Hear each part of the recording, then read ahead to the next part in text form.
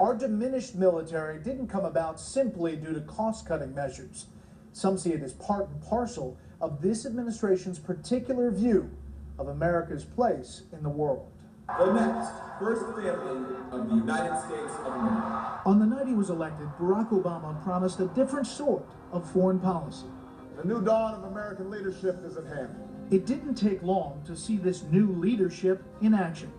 On March 6, 2009, Secretary of State Hillary Clinton pressed a reset button with Russia, promising a new era of better relations. And on June 4, 2009, President Obama gave a speech in Cairo, promising a new beginning with the Muslim world. Tension has been fed by colonialism that denied rights and opportunities to many Muslims. He had a confidence coming in as president in 2009 that he could alter fundamentally our relationship with the Muslim world. Joe Lieberman was chairman of the Senate Committee on Homeland Security from 2007 to 2013. Unfortunately, I think the message he sent was that the United States was no longer going to exercise its leadership of the world, which incidentally, through Democratic and Republican presidential administrations from the end of the war right up until this time, had been the great guarantor of security and prosperity and freedom in the world. Jeffrey Goldberg, national correspondent for The Atlantic, who interviewed Barack Obama on his foreign policy, tried to explain the president's approach. He refers to the Washington Playbook. The Washington Playbook is something happens in country X, and therefore we have to send 50 cruise missiles to deal with that problem.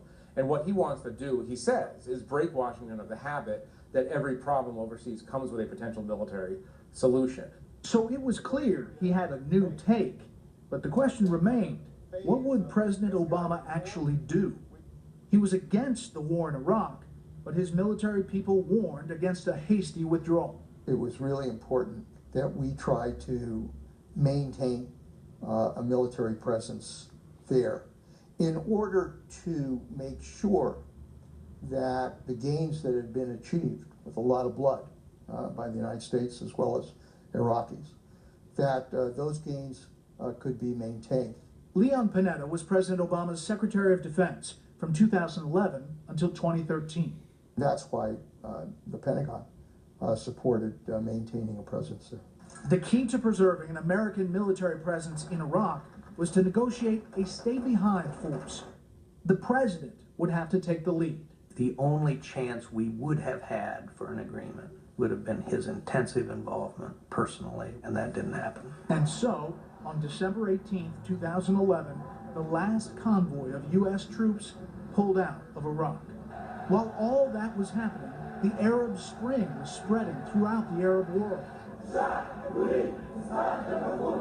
Demonstrations and riots and even civil wars from people challenging their leaders. On January 25, 2011, Egyptians gathered in Cairo's Tahrir Square to protest the policies of Egyptian President Hosni Mubarak, America's longtime ally. I've always considered Egypt to be critical to our ability to provide stability in the Middle East. When it became apparent Mubarak had to go, the military urged caution, but the president pushed for his immediate removal. Literally, the entire national security team recommended unanimously handling Mubarak differently than we did. And the president took the advice of 3 junior backbenchers in terms of how to treat Mubarak. One of them saying, Mr. President, you got to be on the right side of history. And I would be sitting there at the table and I say, yeah, if we could just figure that out, we'd be a long way ahead. I think he venerates the military, but I don't think he believes that generals should be trying to influence policymaking.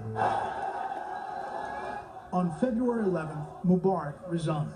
The wheel of history turned at a blinding pace. The happiest day in the White House as it relates to the Middle East was probably the day that Mubarak left. In June 2012, Egypt elected a new president, Mohamed Morsi of the Muslim Brotherhood.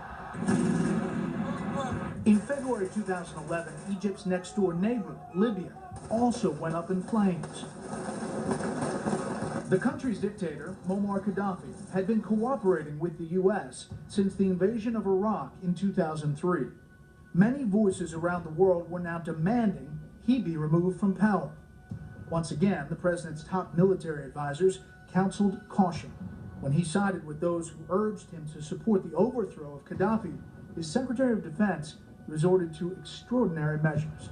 Did you actually tell your subordinates to limit the amount of information they gave to the White House on military options available in Libya? All I said was, I don't want any military plans or options going to the White House that I haven't seen. I mean, you write it a little bit more bluntly. You say, don't give the White House staff too much information on the military options. They don't understand it. Pretty much. It's a little more blunt.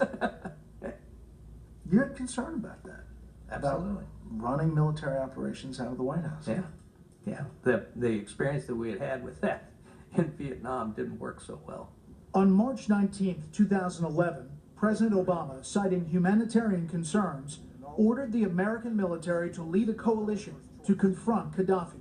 On October 20, 2011, the Libyan leader was captured and killed by a mob, eliciting this response from the Secretary of State. We came, we saw, he died. Then there's Syria. On August 20th, 2012, after the Syrian regime, led by Bashar al-Assad, threatened to use chemical weapons against its enemies in the country's civil war, President Obama put him on notice. A red line for us is we start seeing a whole bunch of chemical weapons moving around or being utilized. The president ordered the military to prepare to strike if Assad did indeed cross that red line. On August 21st, 2013, the Assad regime used those chemical weapons to kill hundreds of men, women, and children. How would America respond? President Obama ordered his military to stand down. They used chemical weapons against their own people, and we did nothing. We demonstrated weakness instead of strength.